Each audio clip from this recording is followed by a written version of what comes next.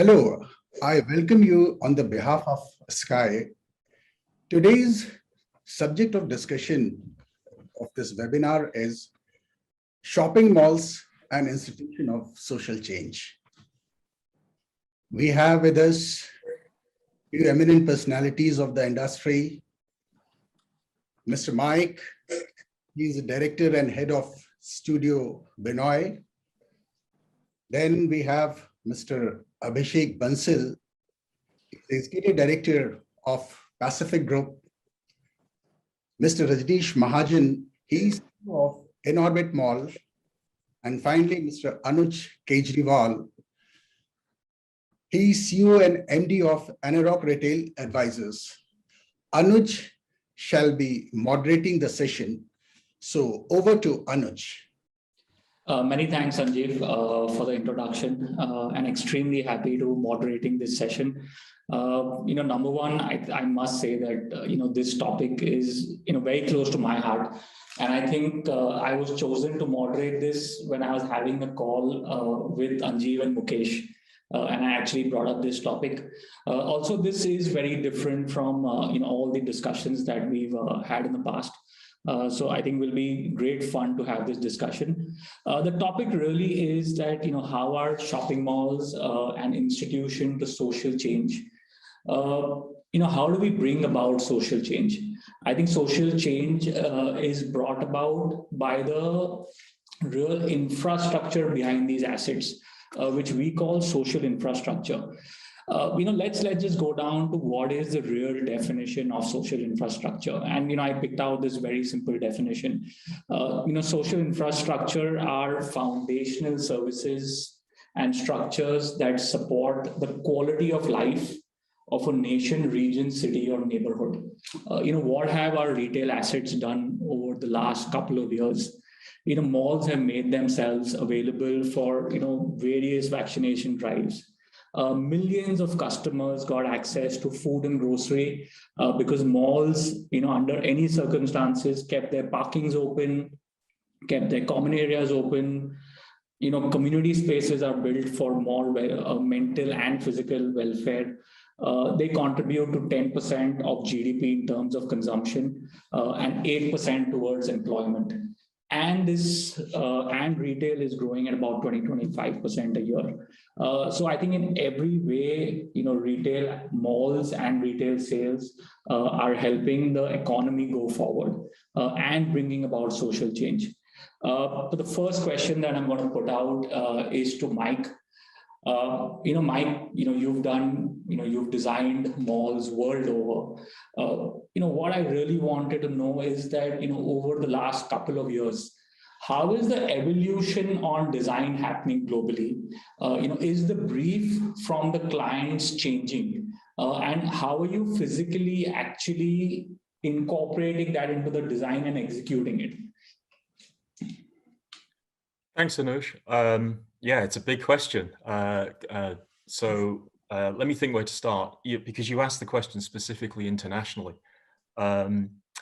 I think, this conversation is really apt because I think definitely we've seen the shift from, let's say, simple transactional space to experiential space.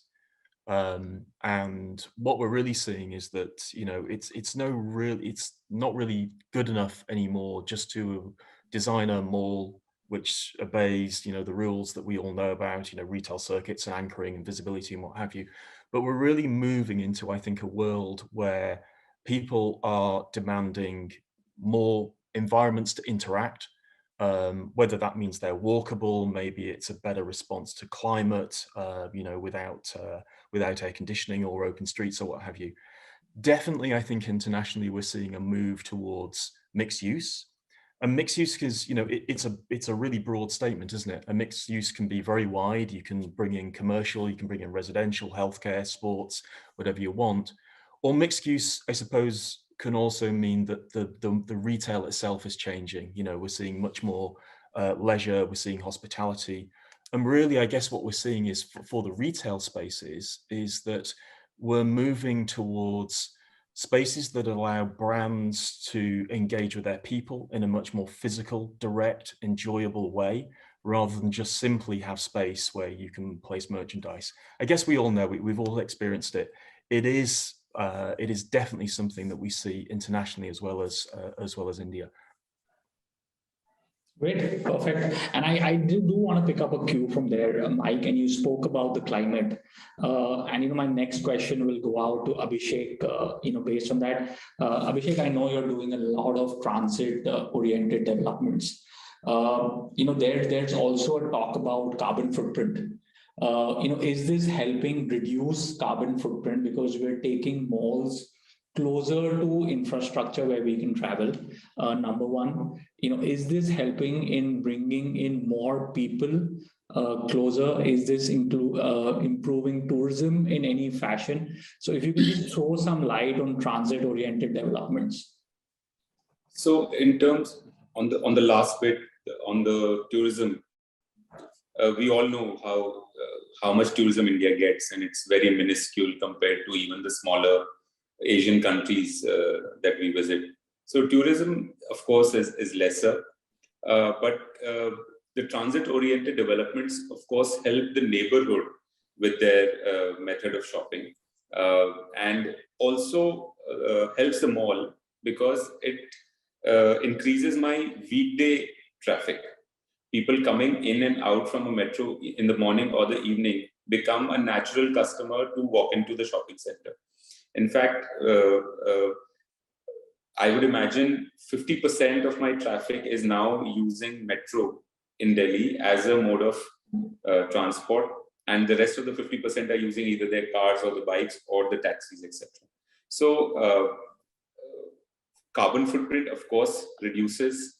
The accessibility to the shopping center reduces immensely, and the mall benefits from a balanced footfall through the week.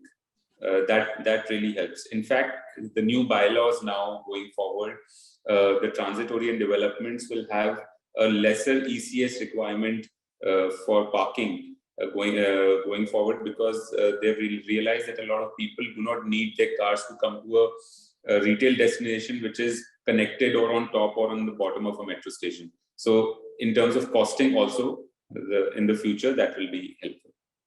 Which is great, because you're one of the pioneers of doing transit-oriented developments. But really for the larger audience, carbon footprint is one. I think second big one here is that your cost of construction is considerably going down. Pollution is reducing. So it's great in kind of all ways. Rajneesh, let me move the third question to you. India is a consumption-driven economy. A large part of private consumption comes through retail.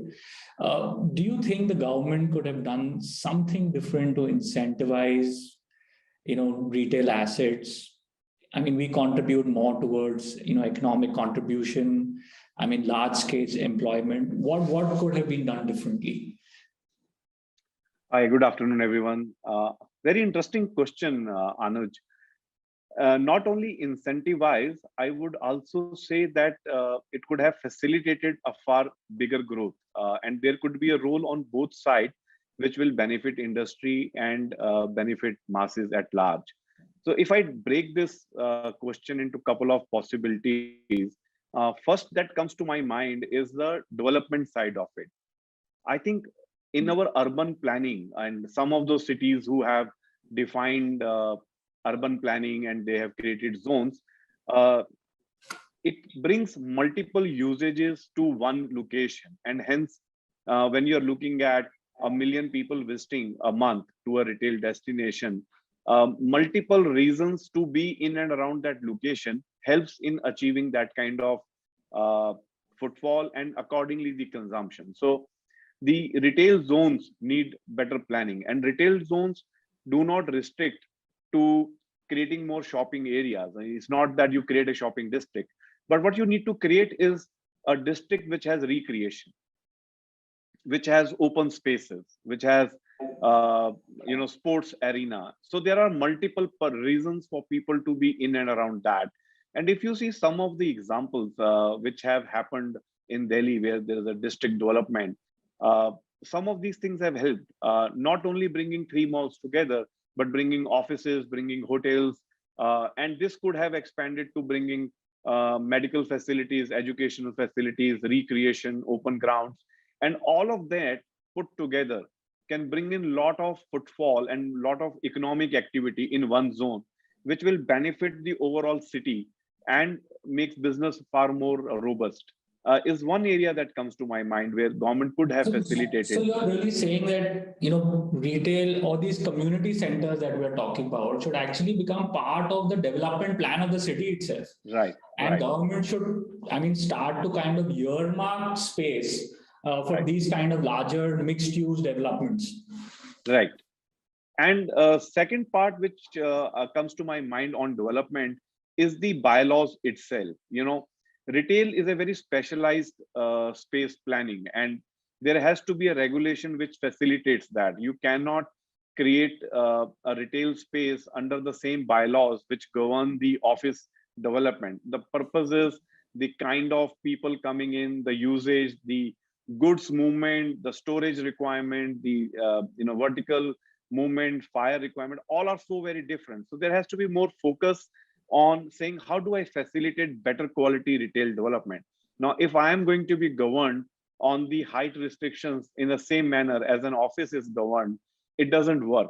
If retail is going to be governed on the footprint of building versus the plot area available as an office, again, it doesn't work because we have more horizontal development, not so much vertical development. And similarly, the bylaws which are governing the operations of these real estate, on a daily basis, the space requirements of the retailers are changing. We have to, within the defined commercial space, we may have to align our walls, create bigger spaces, create smaller spaces. And those kind of things take a lot of time to go back to government and get that plan approval change again and again. Whereas this is a day-to-day operations for us. So some bit of flexibility there to say, okay, without changing any of the fire norms and anything else, if you're combining two shops or you're splitting a bigger shop into two shops, it can be done without any approval requirements. So development can facilitate a lot more ease in creating infrastructure, in running the infrastructure. On financial side, I feel government has given a lot of impetus to ITS on manufacturing, and there are tax breaks, there are rebates on GST, and so some bit of facilitation on retail development. Today, when you put an industry in place, 20, 30, 40 acres of factory may employ 100, 200, 300 people.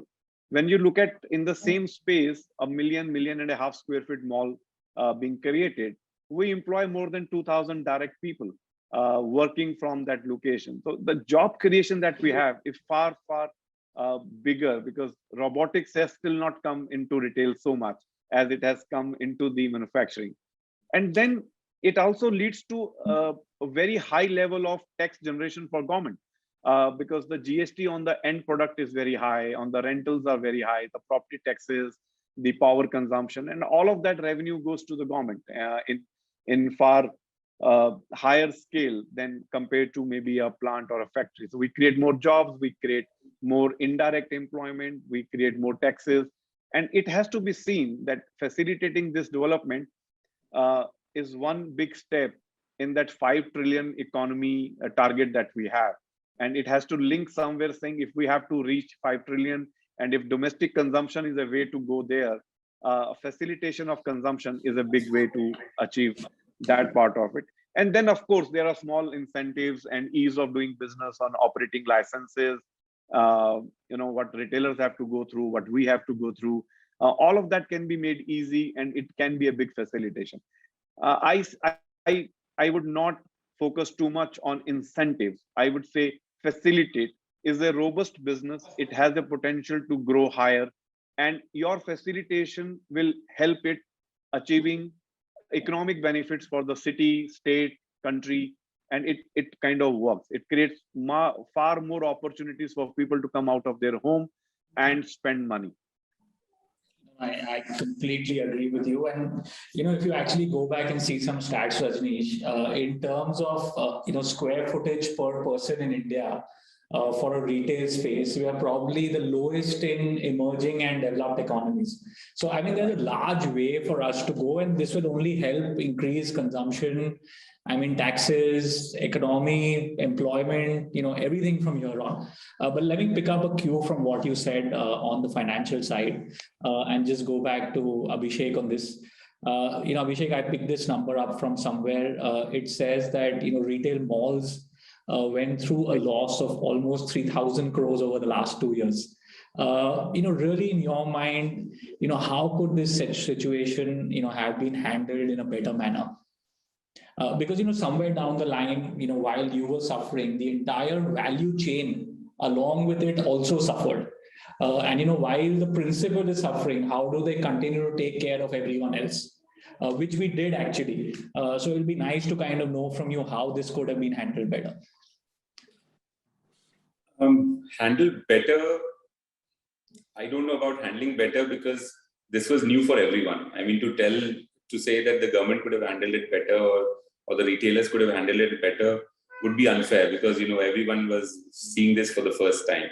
Sure. But how can it be, how can one make up for the losses that the industry has suffered is something that one could look at. And very simple things like, for example, from the government side, if I say, if the GST input can be provided to shopping centers post the completion, because today my cost of construction has gone up by at least 20% to 25%, in some cases even more, just in the last 1.5 years or less. That is the kind of increase in the input cost of building a shopping center. The interest rates have not been very soft. Although a lot of it was passed through by the RBI, but was it passed from the bank to the end user to the developers? I am not too sure that the same manner or the same stuff was passed on to the developer. So the interest rates could have been handled better. The Supreme Court was kind enough to give us the relief on interest, so that was good. Otherwise, the developers would be paying interest on interest now. So the losses that have happened, but we really can look at going forward how we can make up for those losses in terms of benefits on GST, in terms of benefits on some kind of interest benefits, and coming back to the trading on the floor. And this we've discussed even when we were discussing with all the retailers about the rental waivers, etc. And when we worked out those deals, we reached to a formula where the losses that we had borne during the COVID times, it was closure, and then we had to support them in the next 6 to 12 months as well. Going forward, maybe with a higher revenue share or a little bit of a higher MG, we try and cover up those losses, because that's the only way we will be able to, plow back whatever we have lost. Otherwise, there's no way. And things are looking better. The sales are already crossing the 2019 numbers. So at least in Delhi. So it's affordable. It's affordable for a retailer to be able to look at, paying a little bit of higher revenue share, if not an MD, for the developers to make up for what they've lost. We are still wary of how the cinemas will work out, but the next 2-3 months are looking very promising. Yeah, I mean, there's content for the first time which is lined up from Diwali. So let's really hope that the cinemas kind of come back in full swing. Mike, let me come back to you on one question, and I'm again going to go back a little on design. I think which will help the larger audience. Malls have this great infra. I mean, they're following all SOPs. Great parking spaces, great open spaces, huge atriums. Really safe places to be in. From your experience internationally and in India, can these spaces be used a little differently from what we're already doing to make them more social spaces? Yeah, thanks, Anuj. It's interesting, isn't it? I think something has to change anyway. I mean, I suppose we were just talking really about the last 18 months and what have you, and how appropriate a sort of spatial typology that has been. And for sure, you know, we all know that we've got to sort of try and avoid some of those tighter spaces that we have. You know, I know there's always pressure in terms of efficiency and what have you, and that tends to have informed a great deal of what we've seen, I think, in the past. But I think we really, really need to be rethinking this. And I think people do have this psychological shift and this psychological need now to have more space, you know, and whether that's for safety or whether that's because the whole shift is going from transaction to interaction experience. So I would say the typology certainly does need to evolve. I mean, that's a challenge in existing buildings. You know, how do you do that? How do you create more spaces in something which is largely internalized?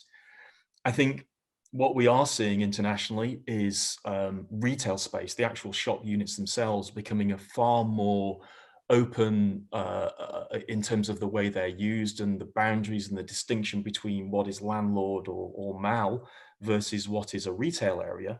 You know, with a traditional boundary, that is now starting to disintegrate. I mean, you think of the challenge around certainly a lot of my work in things like department stores. I'm working on quite a few schemes now where we're really, really looking to dissolve that boundary between this is a shop and this is a piece of public circulation, and really actually merge the two so that you almost wouldn't realize, okay, there's obviously branding and what have you to do, but you wouldn't realize that actually you have that solid distinction. And things will evolve around the calendar, even during the course of a day, even during the course of 24 hours, the way a space is used is going to have to evolve and merge. I think then for sure, what we're also seeing in a lot of my work is seeing this is the real shift towards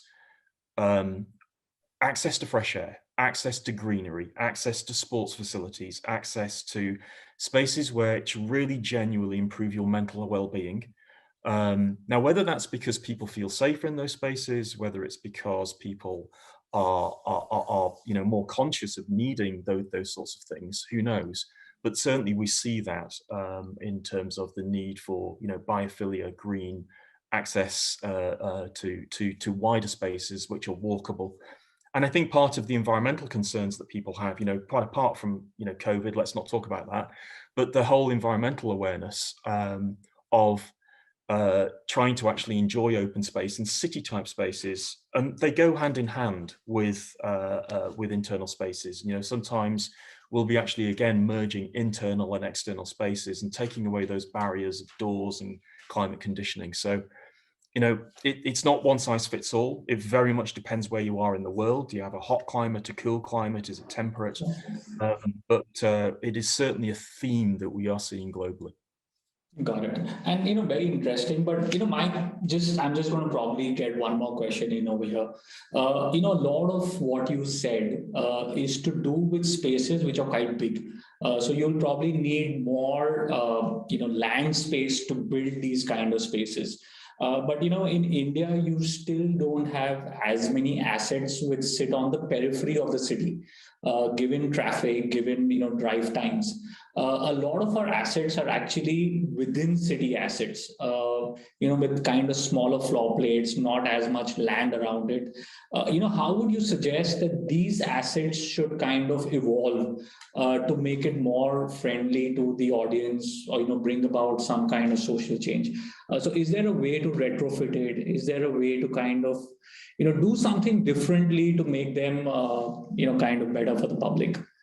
Absolutely. I think, you picked up on a word there, retrofit. Now, why you might be doing retrofit, I guess, is the whole host of different reasons. Are you 15, 20 years on down the evolution of an asset? Does it need to rethink itself? I mean, that's certainly valid. Do you need to retrofit because actually you're concerned about carbon footprint? You were talking about that 10 minutes ago in terms of, substantial demolition or what have you is probably a little bit frowned upon these days, or certainly that's where we should be going. I think there's all sorts of tactics we can use. I mean, certainly things, spaces which perhaps are not working very hard. So, we see on many of the buildings we work in, back of house, we see huge service yards, where, deliveries and logistics and what have you have been planned in a sort of very, very engineering focused way. Well, let's look at that and let's work out what, is that space actually doing what it needs to do?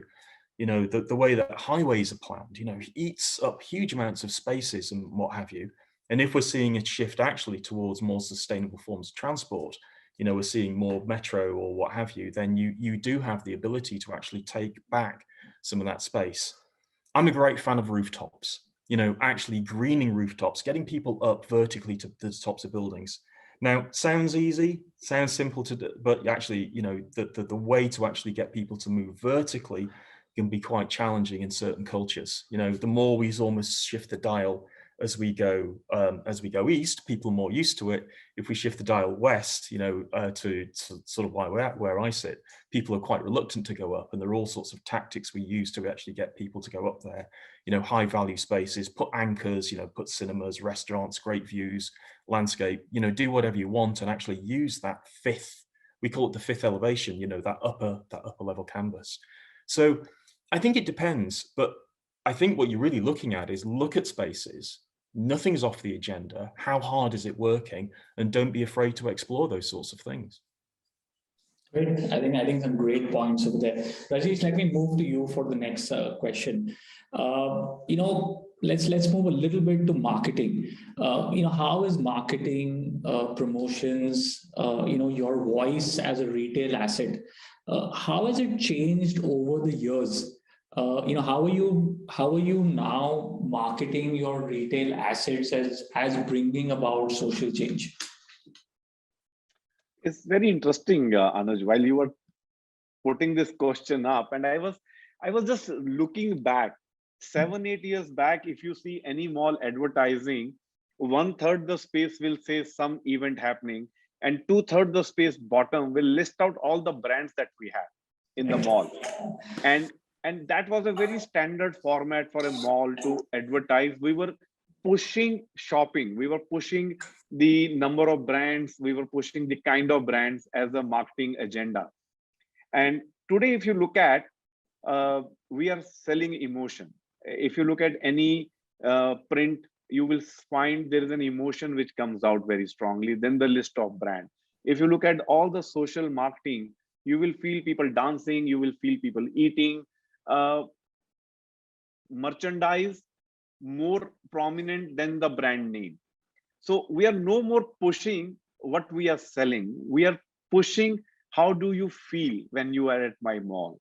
A child with a softie all over the face in a food court is far more important and valuable picture than 7 brands on that frame. And that's a big change that since you asked me and I've been thinking about it, and that's a big change that we notice. It is a social space. It is a place where you go out, hang out, have fun, and you may end up doing shopping. And shopping is seen more as a therapy than as a need.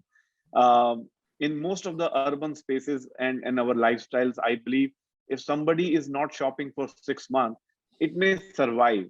But shopping is more of a therapy, is a joy of going out and buying and pampering yourself. I think over the years, with economic growth of the country, with the urbanization, need to go out to open spaces, the way a consumer connects to a mall has changed.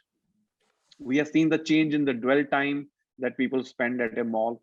A group of activities, people come together to have a certain set of activities to be done, and is no more focused shopping, other than maybe people going down to a wedding shopping where it is clearly, you need a car full of bags to go back and have a change for every occasion in the wedding festival.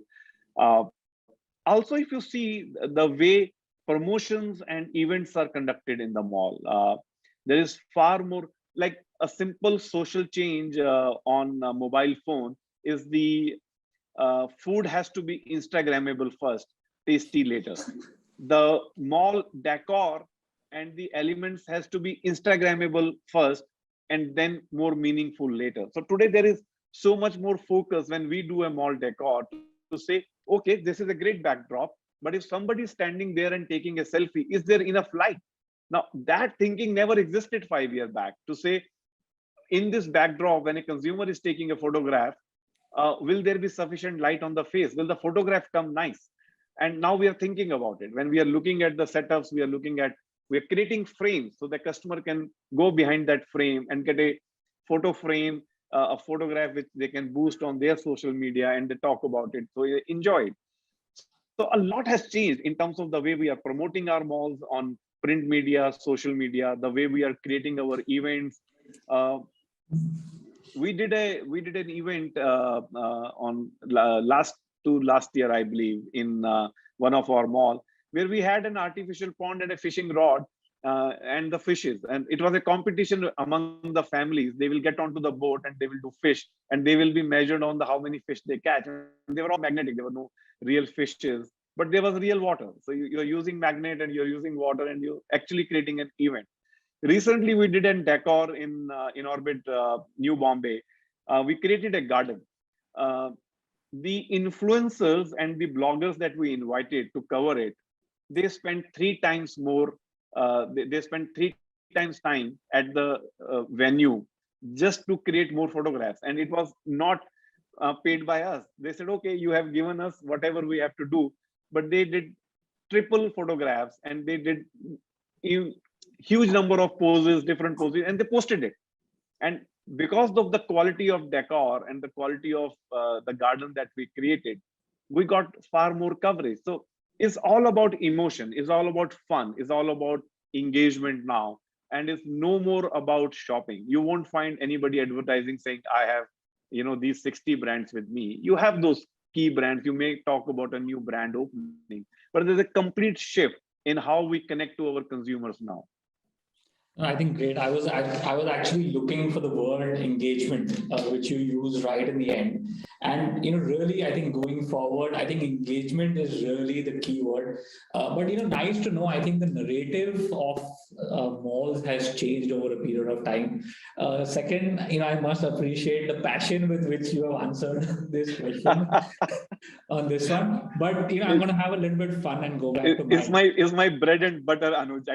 I dream, think, do that only. Yeah, but how to connect, how to engage. So let's have some fun, and I'm going to move this a little bit from social infrastructure to social media. And I want to ask Mike: are places being designed differently, Mike? Keeping the amount of young population which is now on social media, is there a way that they're engaging not with the retail asset but with themselves in a very different way? And again, for the larger population which may be viewing this, I mean, is there something differently that can be done to engage the millennial population more? Yeah, thanks, Anuj. It's well, simply yes, there is. We spend a great deal of time actually when we set out to design a mall, actually understanding who the generation is. Is it Gen Z? Is it Gen X? Alphas. We're even looking at the younger generation, the kind of 5 to 6 year olds, because in 5, 6, 10 years time, they will be the customer. I just wanted to pick up on a point just before I go any further that was being made about how things are marketing, because I think it tells us something as well. We get involved all the time in sort of the naming of centers, and how the signs will appear and what have you. And we've seen a big shift from, if you look at words in the past, you get gallery or plaza or square, or something like that, which described a thing, a space or a typology of building. What we're now seeing, which is really, really goes to the point that Rajneesh was making, is that actually we're now seeing the centers named as verbs. So we get things like graze or dwell or mood as the names for centers. And it really actually shows us that idea that it doesn't matter what's for sale, it's about how you feel. I think that's what Rajneesh was saying, is what are we going to do within this asset to create a type of emotive response. I think certainly what we're seeing is a huge demand for centers that have that Instagram moment.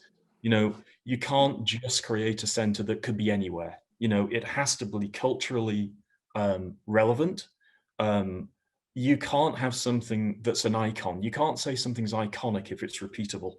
So when we say iconic, and this word gets used an awful lot, we do mean that it has to be of that place, of that moment, of that culture.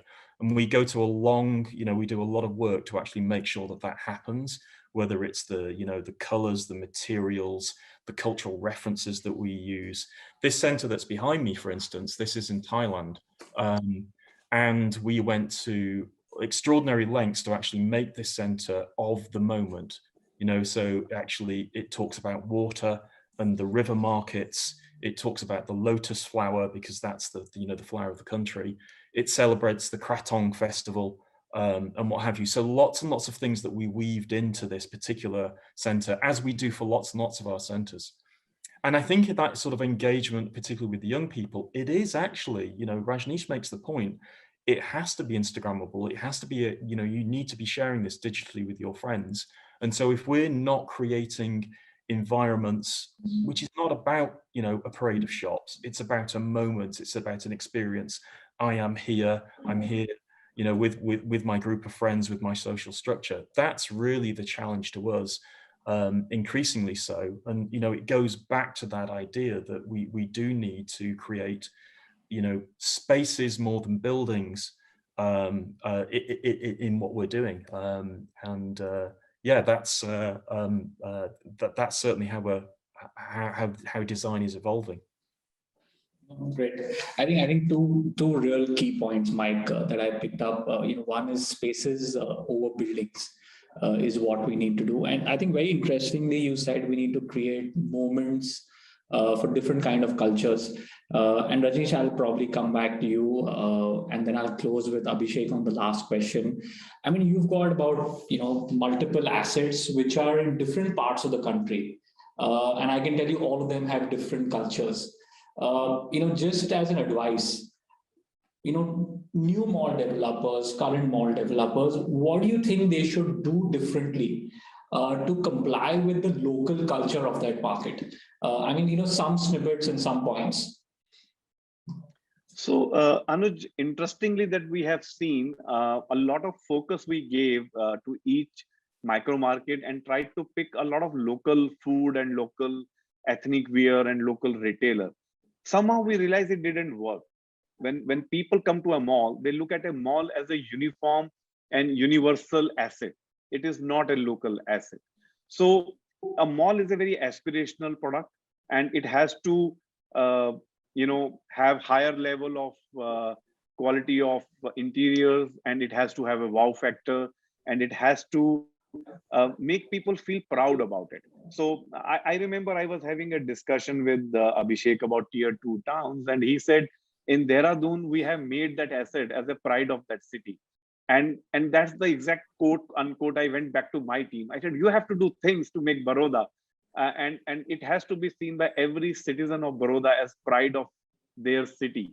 And we did a lot of work on that. We 2 years, then COVID happened. In 2 years, we ran a modeling competition, and people who shortlisted through a judgment, which was done by professionals, we used them as our face of advertisement. So all marketing advertisements that we put up in that city hoardings, we use their photographs. So there is a next door boy on the hoarding up there promoting and talking about in orbit.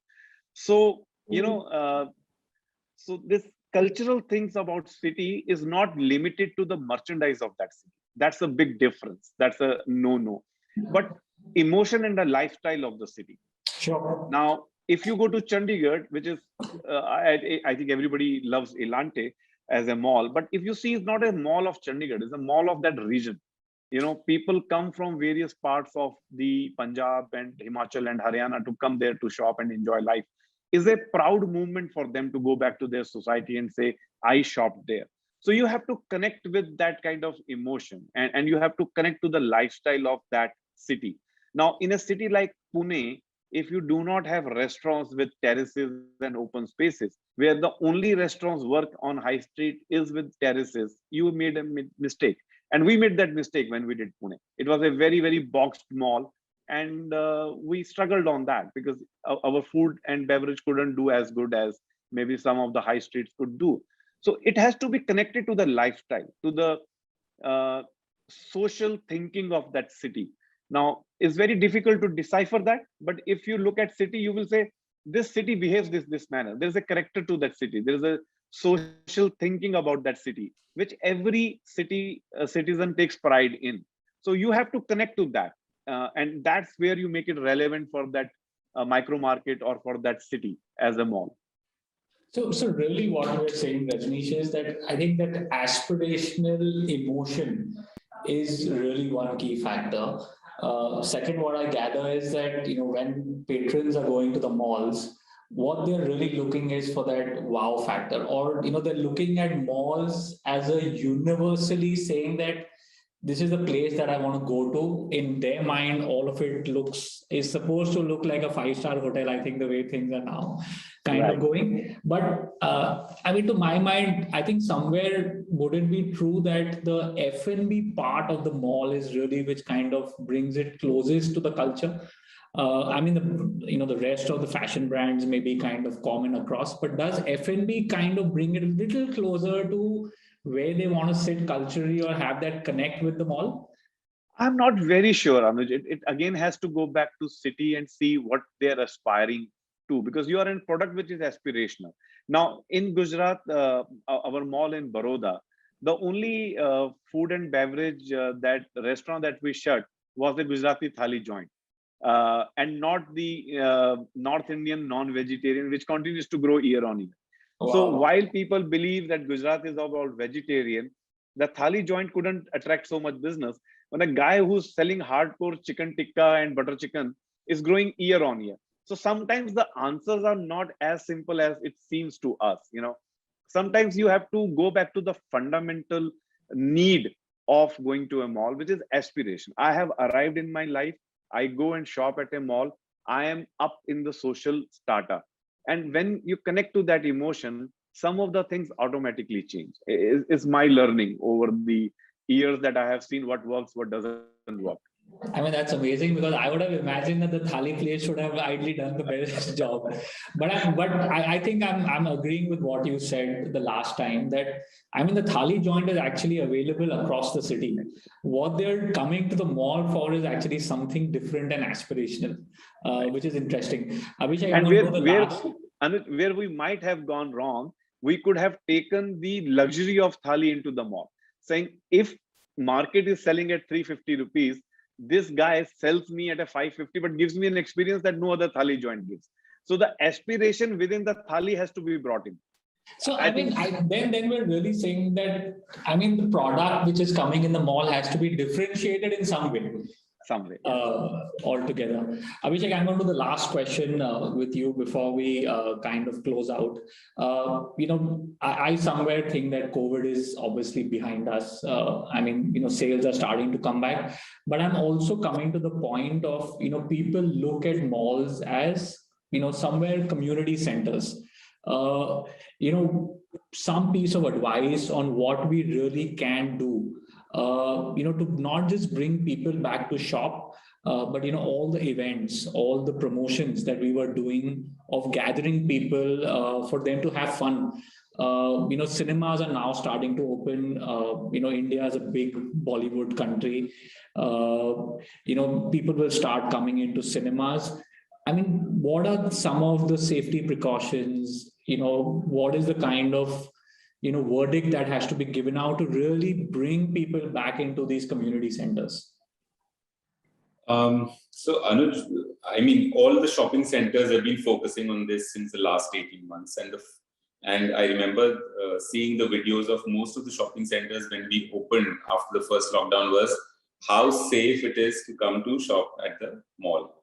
That was the first video floated by all the shopping centers, and rightly so, because people were frightened. They didn't even know how to react. So sorry, if I can just add to what you're saying. And I remember I had gone to a mall in Bombay, and when it opened, it said you need to be double vaccinated to go in. Unlike many other locations that I went to, I actually saw that mall, turning back numerous customers because they were not double vaccinated. And I can tell you it didn't happen in a lot of other locations. But I think malls kind of followed that SOP till the end. Yeah, I think in Bombay it also happened because of the guidelines issued as such. So that was a little bit more stricter in Bombay. So, for example, when we opened the second time, we ensured that all our staff was vaccinated. And when we advertise that, you're entering into a space where all the staff is vaccinated, gives a huge amount of confidence that, it's safe to go there. Secondly, we've been doing our vaccinations in the mall. So, in all the shopping centers, vaccinations have been continuous, and the good thing is the availability has been there. So that again gives a lot of confidence. The other thing that we tried and did was, I remember we used to advertise a lot about mall being a great gathering place. And immediately after the COVID, we had to backtrack on that statement because we had to avoid the word gatherings. And it became the word that people, used to avoid. Ki gathering hai to nahi jana. Social distancing. Social distancing, gathering hai, that is not where we want to be. So suddenly we have to look for a new word which is far from gathering, but also has to say that you come to a mall. So we tried this in our mall at Dwarka, and it worked very well. Over the past couple of months, what we've done is we've picked up, events which are very community based. So, for example, we did a event with the Bengali community on Puja. So it's very obvious that you are doing a Bengali, you're doing an event on Durga Puja with the Bengali community, but we never thought like that. So what happened was we ended up bringing in people, but it was not like we brought in 1,000 people. We were happy with those 300-400 people, and the event was very well organized. If I had to do it pre-COVID days, I would probably do a dandiya with call 2,000 people, this and that. But we changed that. Then we did it with this small community event with the retired army guys. And slowly we started building up events which we cap at say 200 people, 250 people in a larger area, which used to accommodate 500, 600, 700 people. So people have started feeling safe. Then we did an event with the ISKCON guys. Again, 200, 300 people in a larger space.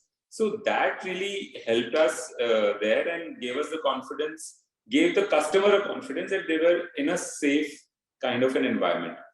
Plus the usual protocols of testing your temperature and sanitizing this and that, all of that was obviously there. No, great. And I think with this, I'll probably bring it to an end. I really want to thank Abhishek, Rajneesh, and Mike. I think for all their wisdom that they've kind of given out to all of us. With that, Anjeev, I'll give it back to you for closing statements.